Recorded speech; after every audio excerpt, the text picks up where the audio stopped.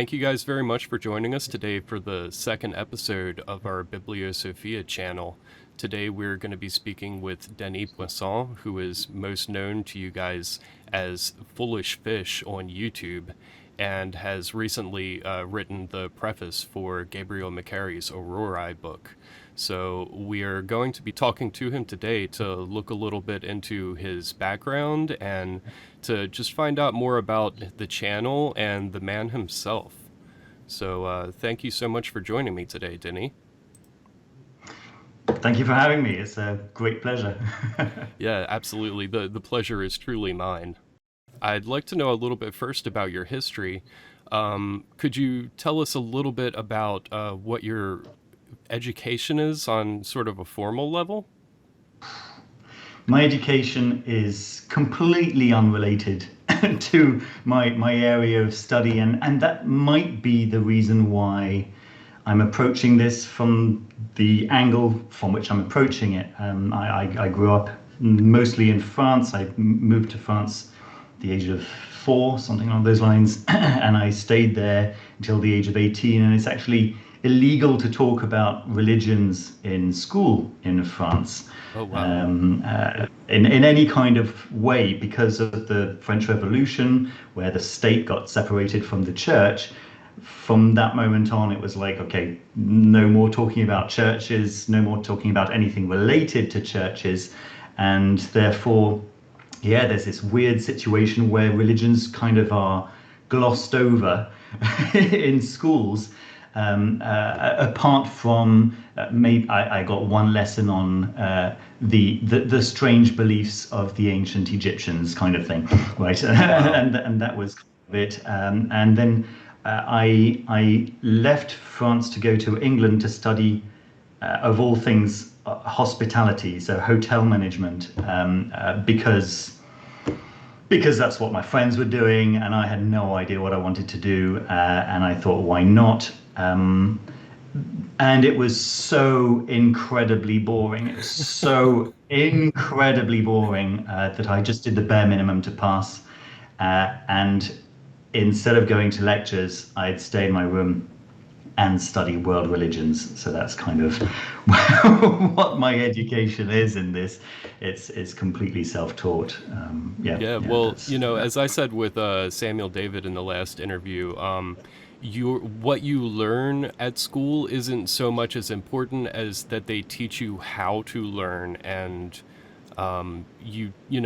it's a lifelong journey of accumulating knowledge. So I do like to know, just sort of as a background, but yeah, I totally can appreciate that what you studied at university or anything like that really doesn't necessarily have to have anything to do with where your life proceeds from Oh, there. completely, completely. So do you have any, because I know, there's so many of these books that have ancient sources, so I wonder if you have any background in ancient languages.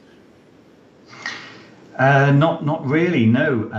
Although I grew up bilingual, and having these two resources to draw from, so the English language and the French language. In fact, when we were at home, we'd start a sentence in French and end it in English. It was kind of the way we talked, and I think that's kind of the case in many bilingual families. But having that has meant that I've had a Latin language, and also a language that has been influenced by many of the Nordic and Germanic languages. And between them, learning Latin has been quite easy. Yeah. Learning some rudiments of Greek has been maybe not quite so easy, but nowhere near as much of a challenge as it would for, say, someone who's only learned a Slavic language or something like this. And I currently live in Eastern Europe, right? I've been living in actually Central Europe for the past almost 10 years now. So I'm picking up some Polish as well. And that's bringing in its own kind of linguistic richness as well. So Do I wish that I'd spent more time learning Latin and Greek, ancient Latin and Greek? I did take Latin at school. My parents thought that it would put me in a good class, and whether it did or not, I couldn't tell you. What it did is that it gave me an idea of how Latin grammar works. But as I say, I learnt.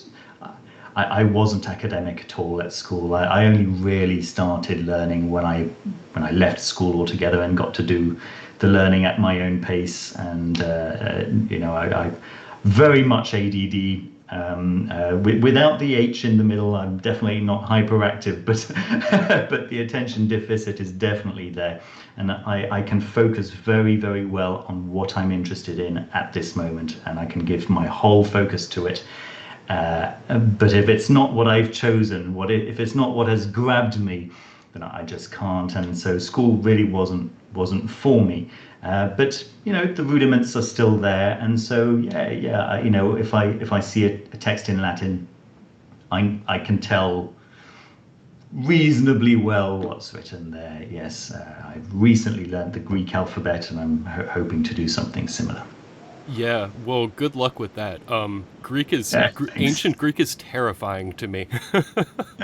I took a couple courses of ancient Greek at university, and I like to point out my Greek friend that spoke modern Greek fluently. He grew up in Greece. Was like, "Oh, I'm Greek. I can learn ancient Greek with no problem." And he failed the course the first semester, and then realized, Right. "Oh, I actually have to study this." Right. Right. Yeah, but that's good that you have some Latin background. Again, it's not necessary, but I think that also can spark an interest that sort of makes you understand like the basis of things that so many things of the world. Latin was the seed of that.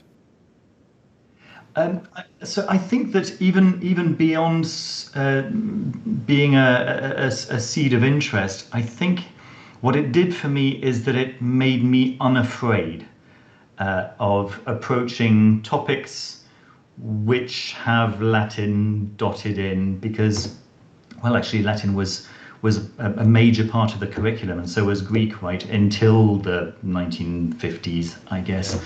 The classics and so on and so forth. And so if you're reading anything at academic from before then, it's going to have Latin, smatterings of Latin here and there. And so yeah, it's made me kind of be able to approach this with a degree of confidence that maybe some people for whom Latin is completely new, completely alien, they might feel a little bit more put off, right? And so I wasn't put off by those things. Yeah. Yeah. And as a person also that is ADD, I think that that lends itself very well to what both of us are doing, where you need to sort of be interested in many things, and your interest needs to be able to change on a daily basis in order to sort of follow the trends of what's going on in the world at the moment. So that, like, oh, what's going on over here? What's going on over here? That becomes really helpful with I think with your Foolish Fish channel. Yeah. I mean, you've got to lean into your tendencies, for sure. So to continue a bit with your background, were you raised in any particular religion? So my parents took me to church for Easter, Yeah. that kind of upbringing. I'd say both my parents would consider themselves to be Christian. Probably just from an upbringing and cultural perspective rather than a devotional perspective. Which is probably the case for many people, right? Yeah, absolutely. I grew up, my own perspective until the age of about 20, I guess, was atheism. This is all nonsense. I just what's the point kind of thing. And it's when I started investigating. Actually, bought a Bible to disprove it. That was my That's great. my idea, right? It was the whole point originally, and yeah, it was one of the things that it was what I did to kill the boredom when I was at university. That's kind of how it started, right? That's great. Okay, I'm an atheist. I can't continue saying that I'm an atheist if I don't really know what I'm talking about. So let's buy a Bible. Let's see what's actually written in there, and yeah, and I just basically found that it was nothing in common with what I'd expected it to be, and yeah, then started going down that rabbit hole of how come Christianity is so different than what yeah, what it should be if we're looking at these texts and so on and so forth. Why have these particular very destructive strands been picked up on, and these really helpful for humanity strands been completely suppressed, and so on and so forth, and why do I, as a person who's been alive for 19-20 years, have this image of Christianity that is so utterly unrelated to what I'm reading right now. Where's that kind of come from? And so yeah, started finding out about the Gnostics, and finding out about the Council of Nicaea, and about Constantine, and so on and so forth. And yeah, it's of course it's down to politics, as it always is, isn't it? Yeah. Yeah, so is that sort of the thread that led you into esoterica in general? Very much so, yeah. I mean, reading the Nag Hammadi library, which that throws a very very sturdy stick in the wheels of of just of general Christian thought, right? This idea that the demiurge creator God not being the origin, and this being an original Christian concept, original from the perspective of an early Christian concept, and that was completely suppressed. Yeah, it makes you think, right? It makes you think, well, okay, so what else have I got wrong, kind of thing, right? Or what else am I not getting the full picture of? And so then from there I obviously started studying Islam, and yeah, again read the Quran and found a lot of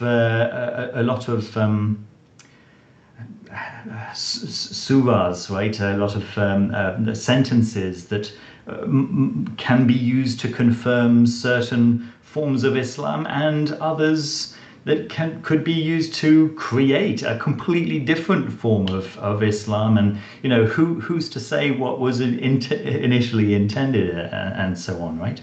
And then from there, once I left university, and started teaching English as a foreign language here in Poland, actually back in 2004.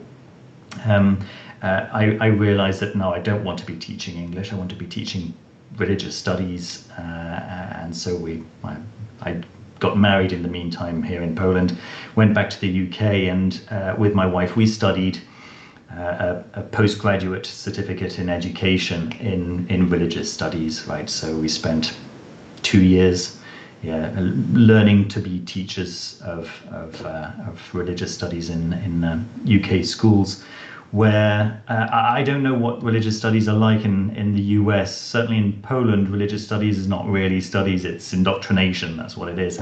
But in the UK, it's very well done. It's really an introduction to world religions, from a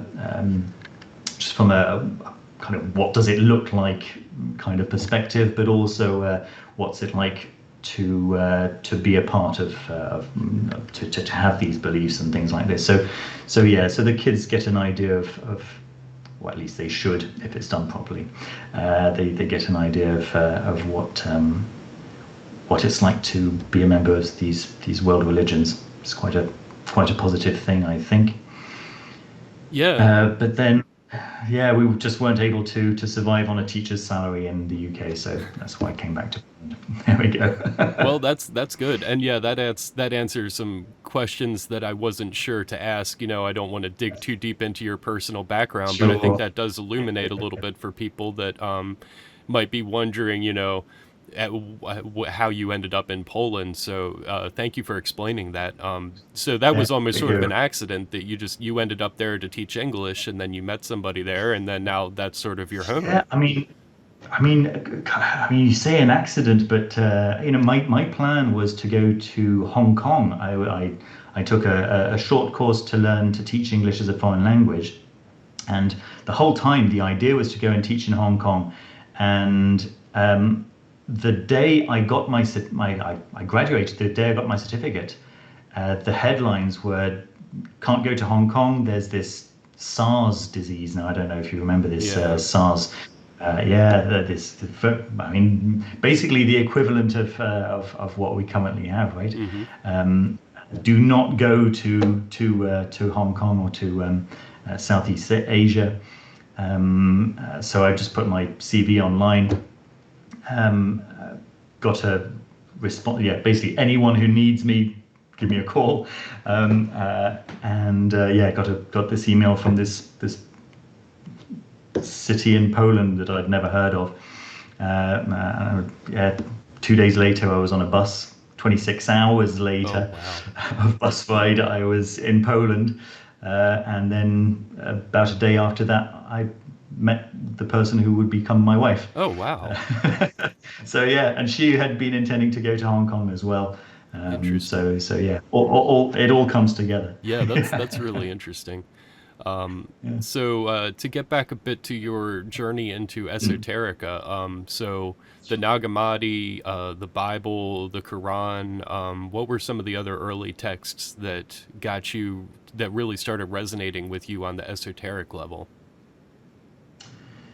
Um, Let me see. I think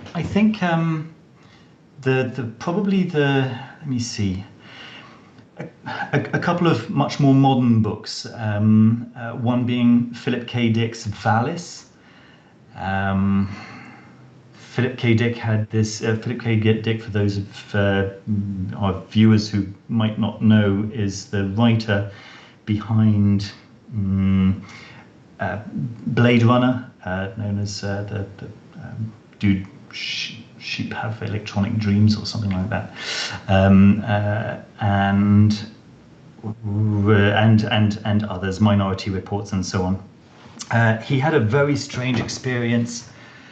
Towards the end of his life, he had what some might think of as a mental breakdown. He experienced this as a huge beam of pink light that downloaded a load of information to his brain. And he spent the rest of his life trying to extract this information from his brain. He wrote, when I say reams, it doesn't really do justice to the hangars full of, so certainly garages full of stacks and stacks and stacks that he wrote on this stuff that had been downloaded to his brain, or rather, yeah, and some of the information that was there ended up being very helpful, such as your son has got an undiagnosed hernia, which if it goes untreated for another week, your son's going to die. So he went to the doctor and found that yes, indeed, his son had an undiagnosed hernia, and that yes, indeed, his son would have died if he hadn't had this information. And a lot of this information seemed to be related to the information that's in the Nag Hammadi library. Right? So not Gnostic concepts, Gnostic ideas, and so on and so forth. And it took him a little bit of time to make at least the first steps towards making sense of it. It was a very, very interesting thing in general. And he writes about it in this semi-autobiographical book called Valis, Vast Active Living Intelligence System. So that was one that made a big impact. And then another was The Doors of Perception, right? Good old Aldous Huxley, which had a huge impact on my thinking, particularly the appendices to the sequel, Heaven and Hell. That really opened my eyes to a world of people who were interested in the same things as me from similar angles as well, right? Not just, yeah, you like this stuff? Go to church. Yeah. You'll be good. Yeah. So now you have the religious studies, teaching background, and you've sort of built up this interest in esoterica. So how did that end up leading its way into the Foolish Fish channel coming into existence? Were there certain YouTubers that got you to think like, I want to do this too, or was it sort of an original, not, was it an idea that just came like, oh, I should just do this thing?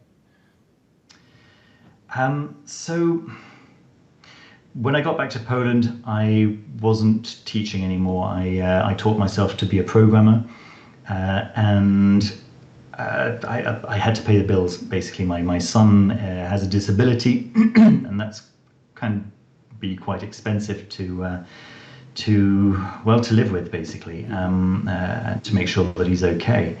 And so I taught myself programming. I thought to myself, this is something that I can do. It's something that generally people can do and still have their evenings free. Right, as a teacher, I was starting my day at 6:30 and finishing very often at midnight, 1 o'clock in the morning. Marking, preparing lessons, and so on and so forth. So that had to be out of the window. So I taught myself programming, and suddenly and having moved to Poland, life was so much cheaper. Suddenly, I had a little bit of available cash. Right, I was able to go to the cinema. Suddenly, I was able to eat other things than pasta. Even go to the restaurant from time to time. And the thing that had really been missing for me was the ability to buy books. And so, having a look around YouTube, I found I found these Barnes and Noble's books, these really flashy looking. The ones you're talking about. I have some. You know the ones, yes. The faux leather collector's editions. Exactly. Those are the ones. And they seemed insanely expensive to me at the time, but of course I now realize that that's pennies. Yeah, they were so cheap in comparison. It's incredible. That's right.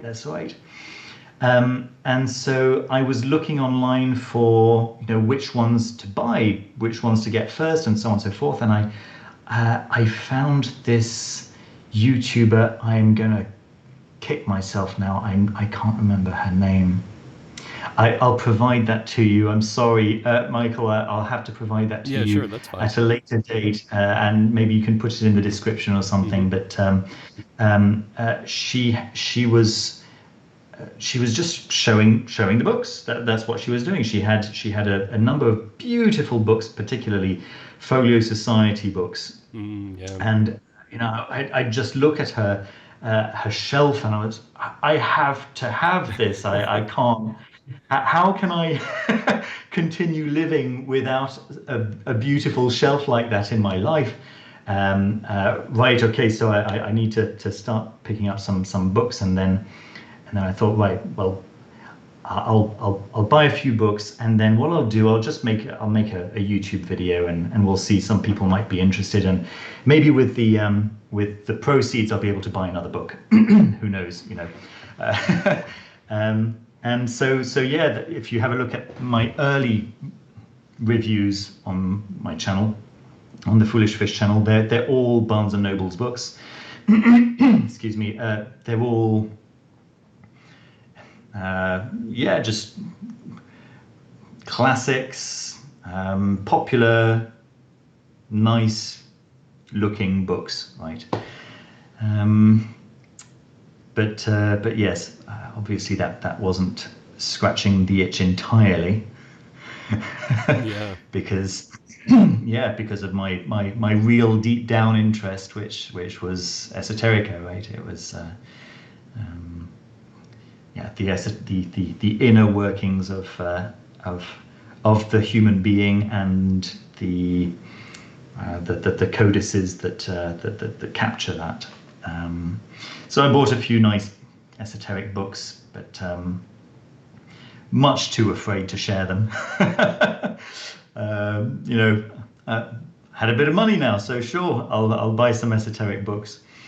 And after about a year, the YouTube channel started bringing in enough money to buy about a book a month. And I had this extra money from my job and from having completely reduced my outgoings.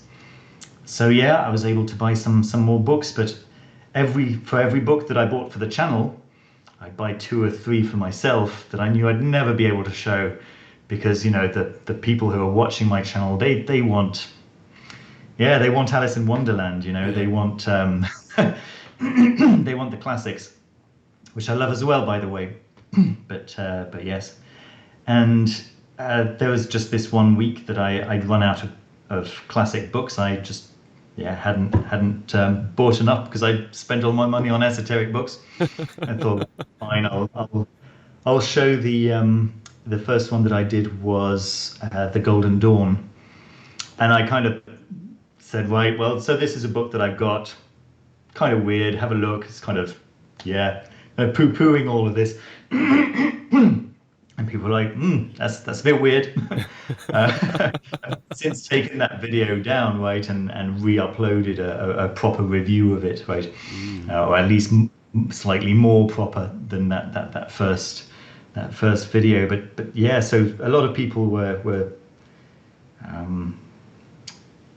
everyone was very kind. I mean, at the time I had maybe, I don't know, 2,000 subscribers, possibly fewer. Everyone was very kind, and I've just put out some feelers. Would you like to see more? And I think I reviewed Frater Acher's Holy Demon. That was very early, and of course Gabriel Macari's Aurorae. And people went wild for it, and I thought, okay, well, fine, I'll do a little bit of esoterics, a little bit of not esoteric, and then I started making those Saturday videos, and people really responded to those, and I thought, okay, well, sorry, Alice in Wonderland, I'll just focus on what people are interested in, and what I'm really deep down inside interested in as well. I still occasionally put out a review of a book that's not, specifically and directly related to the esoteric world, but yes. Yeah, that's really interesting. So, there's a couple things there that I'm going to want to touch on, but sort of a more generic question to start. Did you have any idea that your channel would blow up the way that it has? Oh goodness, no. I mean, it's really impressive the amount of followers you've put together with this thing. I know. I honestly, my plan was just put out a few videos because I got time to, because I can see that other people are doing it. Pontus Presents is another channel that I was watching, and same thing. I just really liked what he was doing. I really it really spoke to me, just showing these beautiful objects that people have clearly poured thought into and effort, and haven't cut corners, and they've made these embodiments of thought, which is something very magical, isn't it? Yeah. A book in general, and I just wanted to do my version, and I guess I was just lucky that not very many people were doing it at the time, and I was consistent. I think there's possibly 1 or 2 weeks in the whole 3 years that I might have gone for an entire week without posting, but generally it's at least 2, usually 3 videos per week. Yeah, that's something that you hear across different creators for social media and, YouTube and Twitch in particular, that just staying the course and coming back week after week after week is really, there's a lot that has to do specifically with you, but that is an absolutely necessary ingredient. Right. Completely. I think that's probably what's most responsible, because ultimately it doesn't really matter who you are or how you appear or anything like that. There's always going to be someone who's going to respond to you. I get comments all the time saying, "Oh my goodness, I hate your accent. You sound so whiny and British." And I'm like, okay, well, yeah. I mean, there are other channels. Yeah.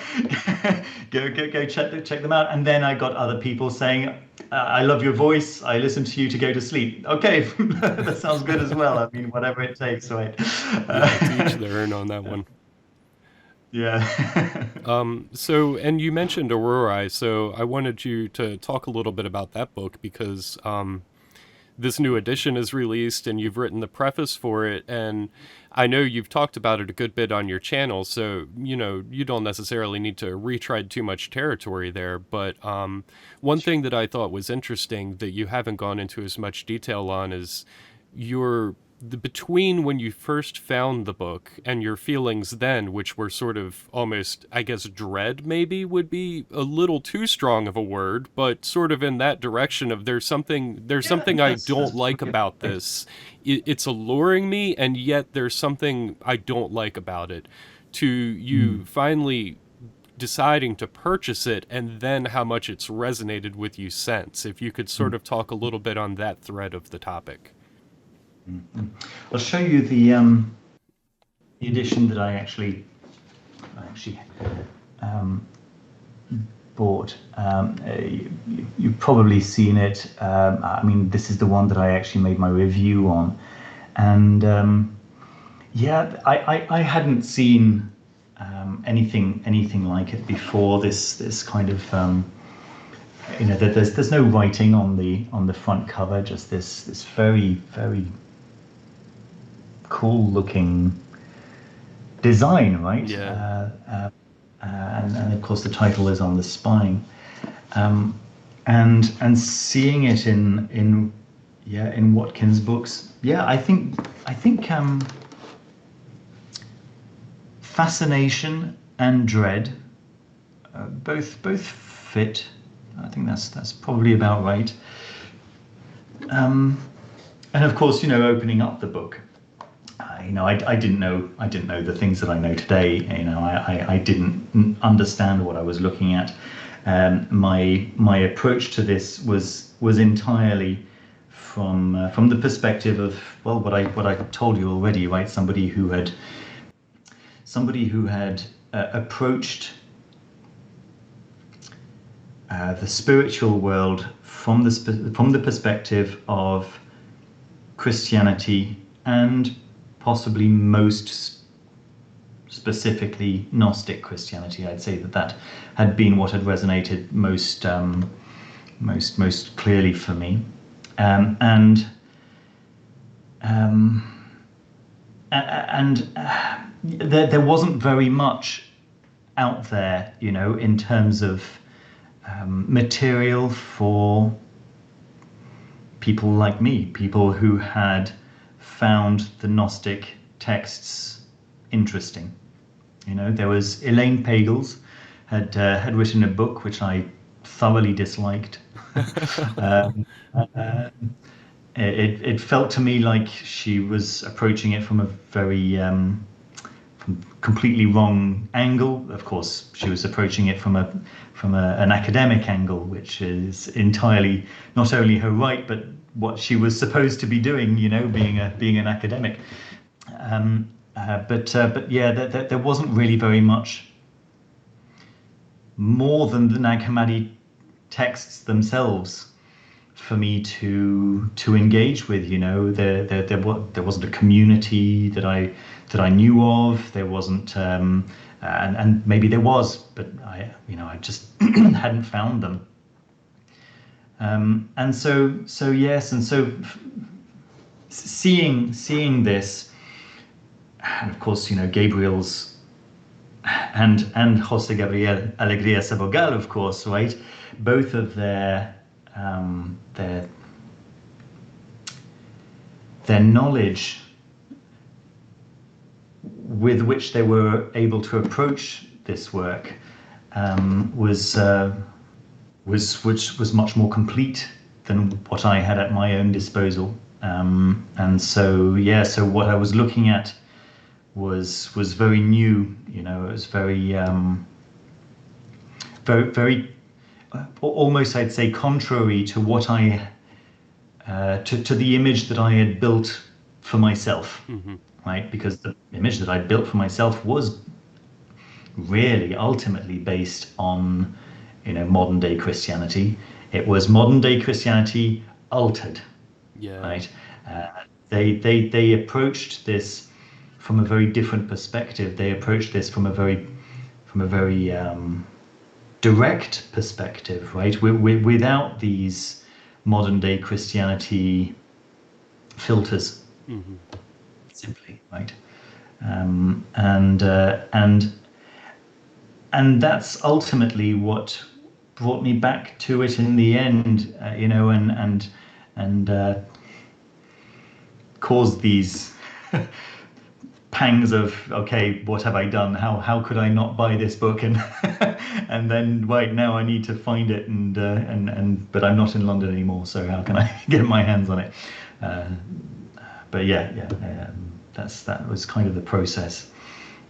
I was really looking forward to reading this book, especially, after seeing your first review of it a while back. And yeah, so I finally got my first contact with it after the paperback edition released. So it is still a very new text to me personally.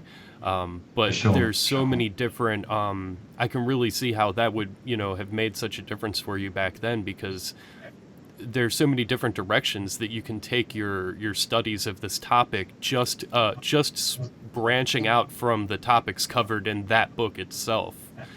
That's right. It's we were talking about rabbit holes earlier on, and it's the ultimate. Yeah, it's a rabbit hole of its own. A very good one. It's a very good one. And just so for me personally, again, as I said, I just read this one, but The Cult of Golgotha of Craig Williams sort of had that same feeling for me because I read that one first personally. And yeah, it's like, okay, to fully appreciate this topic, I need to read, and then I just have the list just grows and grows and grows the further I get into the book. And to some people that might be a daunting feeling, but to me it was very much, that's what I love, is to read something and then to say, okay, this just led me now to reading that list, and then that list is going to lead me off to this next list. And I love that feeling of just oh, I'm barely tapping into this. It's my favorite feeling, when I'm reading a book that's going, okay, so I know this topic very well. Okay, this is a sentence that is making me think about what I already know in a fresh way. Okay, that's cool. Okay. But then once in a while, just as you say, you find a book which just that you have to make real space on your library shelf for, because, because suddenly, that's the scope is just enormous, right? Yeah, for sure. Yeah. So since you've read that one, have there been any other Anathema titles that have really resonated with you on that same level? I've enjoyed most of what Anathema have put out since.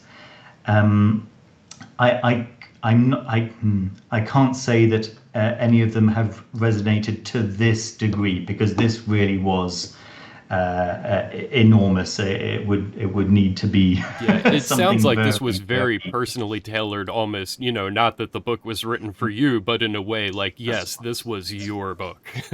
right.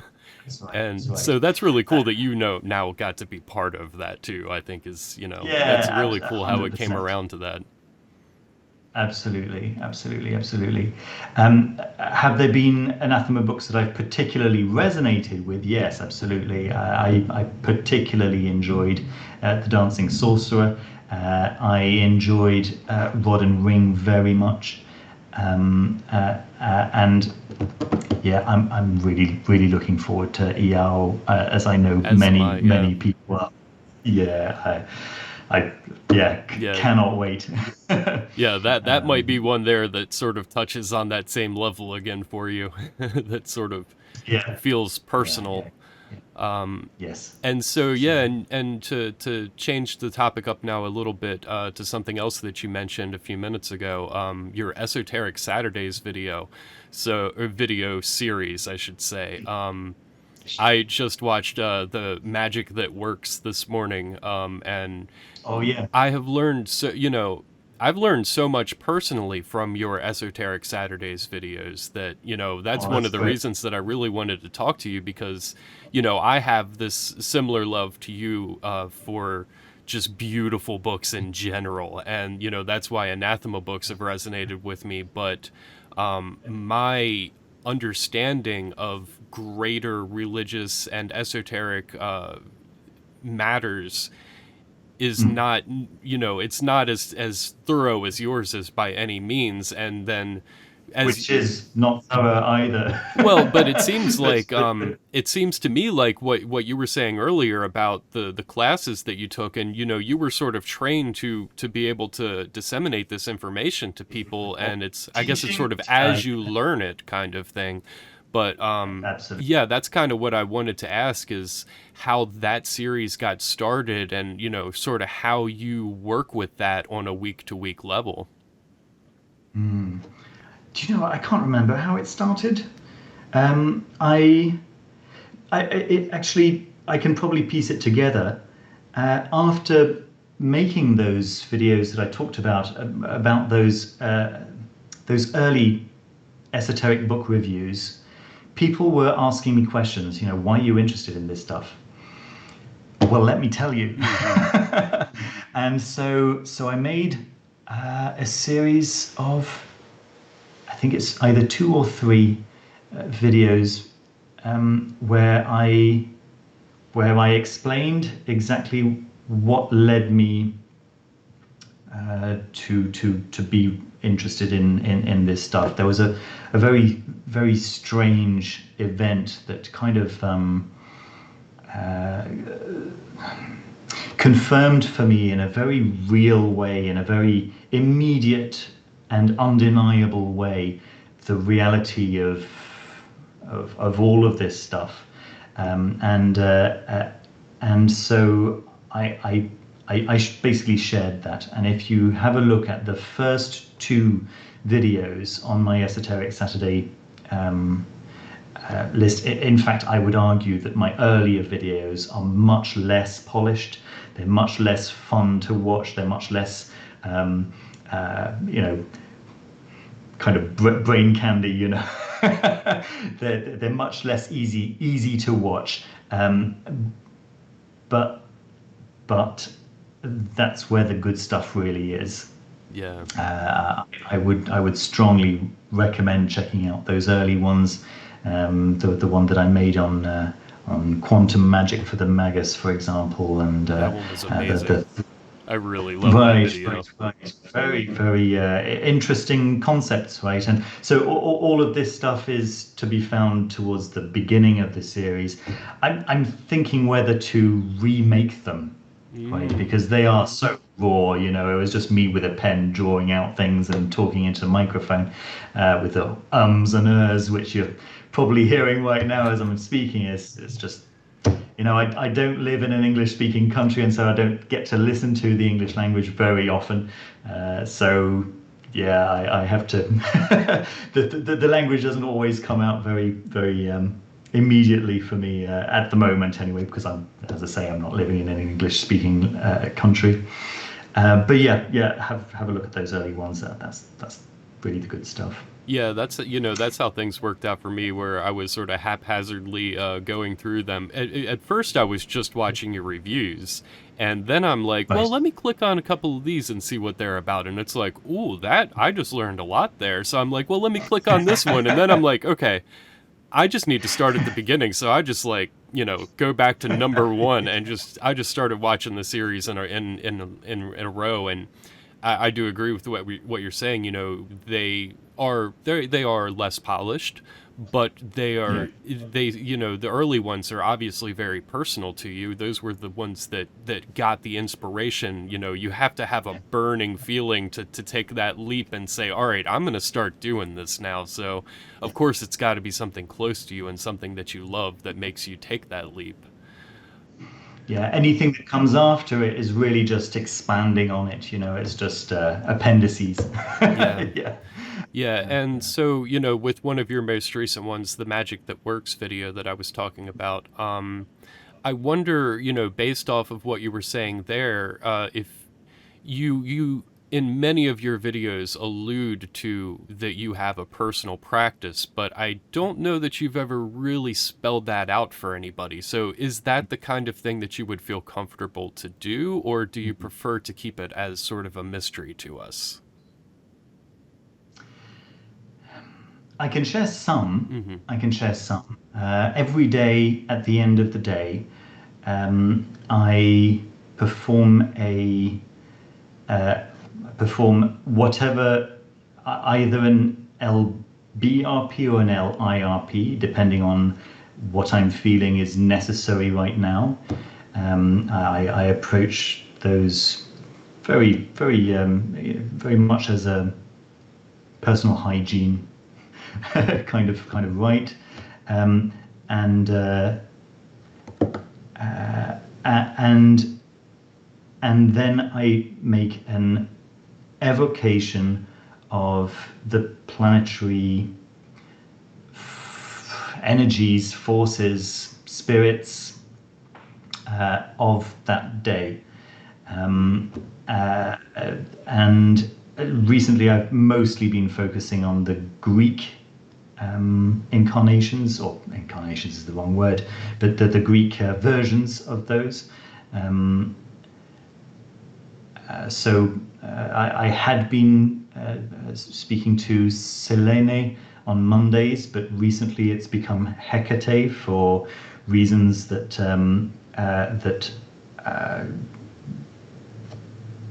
it became apparent that that's what I was supposed to do. So I said, okay, fine. Possibly because I was doing these at night time. I don't know. Although it was during the day that it became apparent that I should have been speaking to Hecate. So that's what I do. And then on Tuesday, it's the martial energies, Aries and so on, and so on, right, throughout the week. And I do a full evocation, in the sense that I first of all think about I fill my mind with things that are related to that particular energy, right? So if it's let's say a Wednesday, I'll for Mercury, for Hermes, excuse me, I'll imagine the color orange, and I'll face the over there, which is south. Sorry, I forget the names that correspond to the different directions, but I do it every day, so I know it's over there. Yeah. And then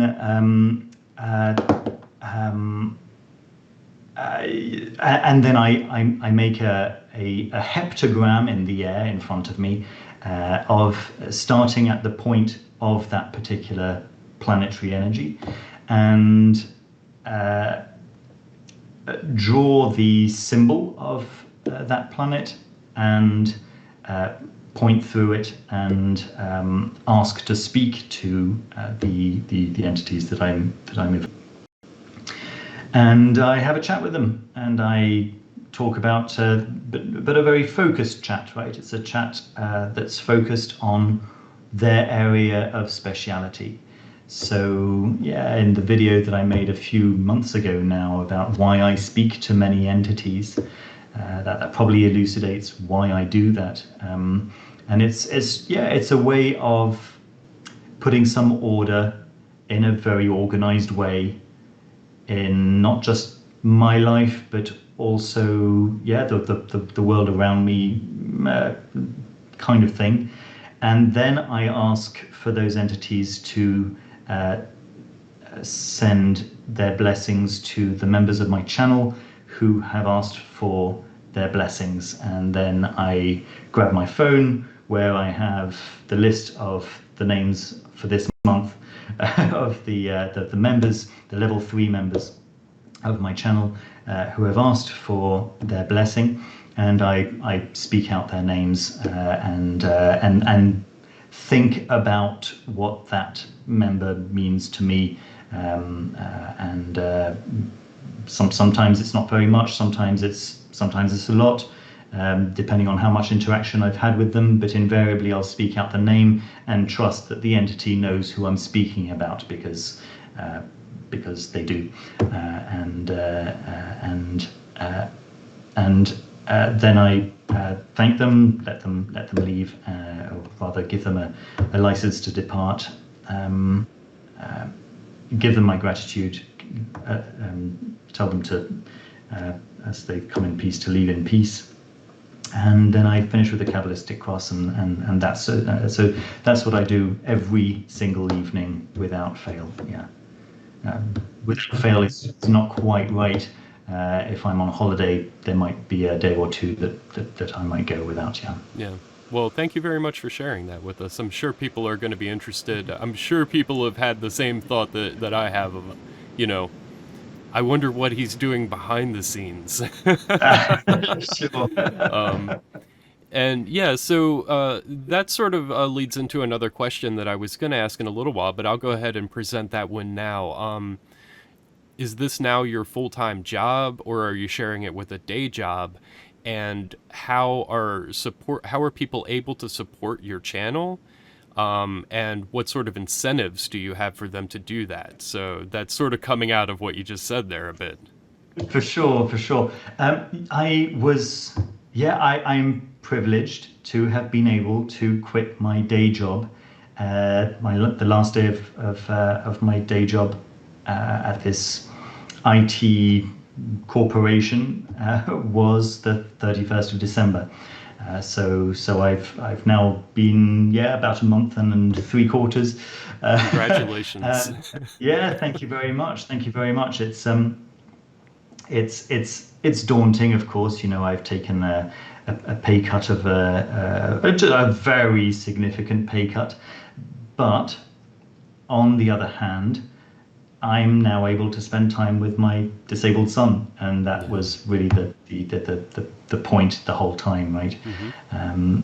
Not only able to support us financially, but also able to be there for him as an educator and as a father, and it's wonderful. My wife is no longer the only one who can take him to school now, right? I can actually, and I do. I've entirely taken over, by the way. I cherish now these moments when I can take the tram with him about 40 minutes every morning, and can spend this time meeting my son. It's really nice, really awesome. I have been doing many things. I've been doing a translation for Black Letter Press, which I finished today. This book was announced couple of months ago, or a few months ago actually. It's The Esotericism of Dante, by René Guénon. Very interesting text. but I will not be doing any more translations. This really has taken up every spare ounce of energy and of creative time that I had for the past almost a year now. And I never want that to ever happen again. I want to be master of my own free time. But that should be at the printers quite soon. I expect possibly another month of waiting while it's all edited and put into the right format and so on. As I say, I just finished it this morning. I just sent it off this morning. So as from today, I'm going to have a little bit more time to think of what else to do, right? What to do in addition. I'm extremely fortunate that over 50%, I think it's almost 60% of my revenue now comes from members of my channel. So people who pay between, I think it's $2, $5 or $10 a month to support me. I offer in return just tokens of gratitude, really.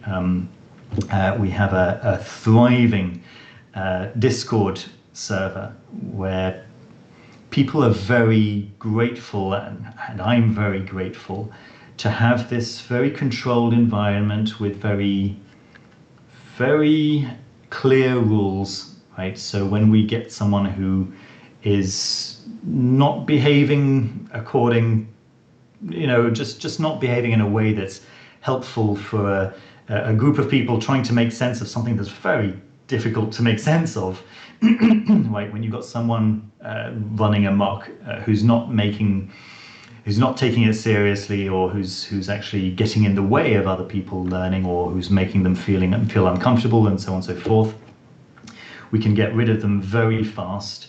And that means that the people who are there are people who really want to be there, and who really want to learn, and who really want to have these growth conversations and discover more. And it's a really I feel blessed every time I visit, which I'm able to do now much more often, which is really nice. They're a really, really lovely bunch of people. Not every member enjoys talking to others, and so not every member joins the Discord. I have a series of videos that are member exclusive videos. They are guided meditations up the Tree of Life, which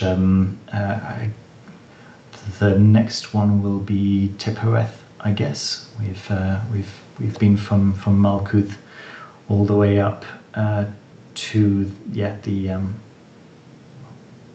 will it be Tippereth? I'm not sure. I'll need to check. But anyway, I think there were about 6 so far, and the 7th will come out probably next week. And those are available to all members. And yes, of course, as I was saying, the daily ritual is the one that I dedicate to the level 3 members who pay $10 a month. As as I say, they're the ones who keep me alive, and so I want to give them something that I can, right, which is helping them with their own practices, and with any daily energies that I can send them. Yeah, that sounds great. I really like the way that you've put that together. I think Patreon is such an amazing way for your followers to support you, and when you can build up such a number of people that are interested in what you're doing, then it's a very little amount of money each month from each individual person, but that really makes a difference in your life. And now it that makes a huge difference.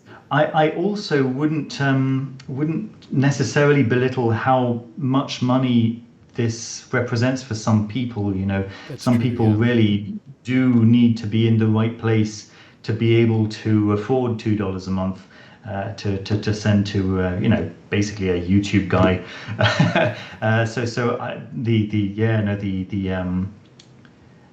I am incredibly grateful. But you just mentioned Patreon, and I'm not actually on Patreon yet. Ooh. Yeah. All of these memberships are directly through YouTube. Next to the Oh, okay. I subscribed wasn't aware button, of that. there's this little join button, and unfortunately, that little join button doesn't turn up if you're on an iOS device. But if you're on an iOS device, you can still see it if you go onto Chrome or something like that. If you visit YouTube through a browser that's not Safari. But YouTube have got their own version basically of Patreon. I am nevertheless thinking of starting a Patreon because many people say that, well, the YouTube version isn't working for them. Maybe they're in a country where YouTube isn't offering that service, and so on and so forth. Can you please sort something out on Patreon? So I do want to actually do something on Patreon. It'll probably be something a little bit separate. I imagine it will also give access to the Discord server, but I think the things that I'll be offering there will be just separate, just something additional, something different, and I need to think about that possibly over the next month or two. Yeah, well, that's cool. I'm glad I'm glad I got that wrong, so you could further Yeah, clarify exactly for where sure, people for need to sure. support you. Thank you. Yeah. Yeah, and so you mentioned Black Letter Press, and you have also written a preface for them for the Cloud of Unknowing. So, would you like to speak a little bit about that one? Yeah. So Claudio Rocchetti, who is one of the co-founders of Black Letter Press, reached out to me. Obviously, I'd reviewed a few of his books, and he asked me if I'd be interested in writing a preface to one of the books that he had in the works, kind of thing. And that was a huge privilege, a very, very kind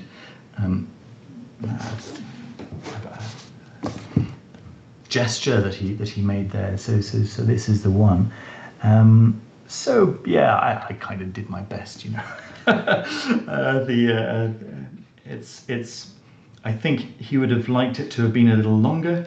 But it's it was a very satisfying thing to see my name associated to that. Of course, the Cloud of Unknown is a very beautiful text. It can be a little daunting, I guess. The whole concept is quite a little bit out there. Is probably the best way I can put it. But I agree with the process. I think it's a process that works, and I'm always interested in technologies, in spiritual technologies that work. Yeah, absolutely. It's very nice. So now that you are able to devote yourself full time to family and I guess foolish fish, Yeah. are you thinking about any sort of long-term plans for anything that you want to do, and would a full text of your own be included in that possibility? Every Saturday every other Saturday when I write my Saturday videos, I think to myself, that's another text that you've got a full a full manuscript for. Could probably put those together. I mean, who knows? I haven't. That hasn't become a concrete thing, but of course it's been on the back of my mind. Nice.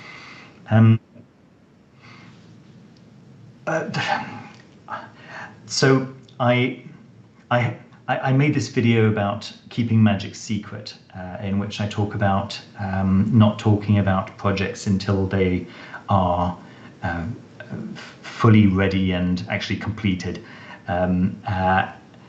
which is why I'm approaching this with some not reticence, but I'm trying to be clever about Yeah.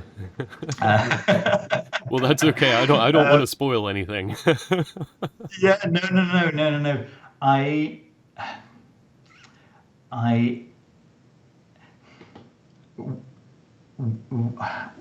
what I'd really like to achieve over the next year, I have no idea if I'll manage within the year. I hope so. It might be a 10-year thing. I have no idea. But what I'd like to get started on this year, what I'd like to focus on this year, would be a a complete system.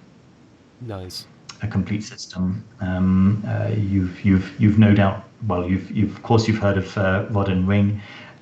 You've no doubt heard of the Book of Flesh and Feather and the Hekateon and others in that vein. And yeah, I would really like to make my own. I think that's probably all the detail that I can go into Sure. right now. Yeah, that's great. Yeah.